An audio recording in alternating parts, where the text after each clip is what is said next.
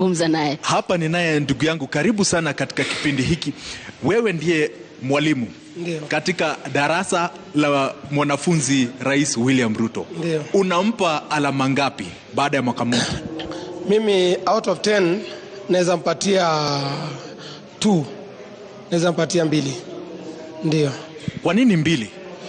Kwa sababu naweza mpea 2 kwa sababu nikiangalia yale mambo alikuwa anazungumzia wakati wa campaign na yale mambo ambayo anatekeleza kwa sasa, mimi naweza sema ni opposite. Ya kwanza, sasa zile immediately bei ya mafuta ilipopanda, hapo ndo maisha ilianza kupanda zaidi.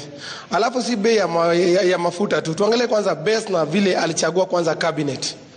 Unajua energy docket ya energy is a very sensitive one.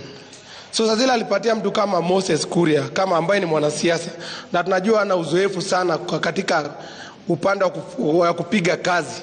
Ndio sasa zile alipandisha bei ya mafuta, mambo imekuwa magumu tena zaidi kwa wananchi. Tukiangalia si nauli, ukiangalia karo, ukiangalia bei ya bidhaa muhimu, hususan tuseme kama unga. Kenya alituambia keka Biblia chini baada ya kuapishwa unga ingeshuka mpaka shilingi 100. Lakini tukitazama leo bei ya unga sehemu zingine unapata inateremka shilingi 5, bado ni 195, mali zingine na alipata ikiwa shilingi 200.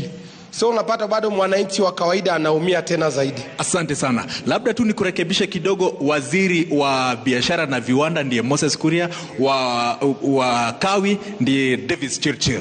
Kidogo pia niko pia na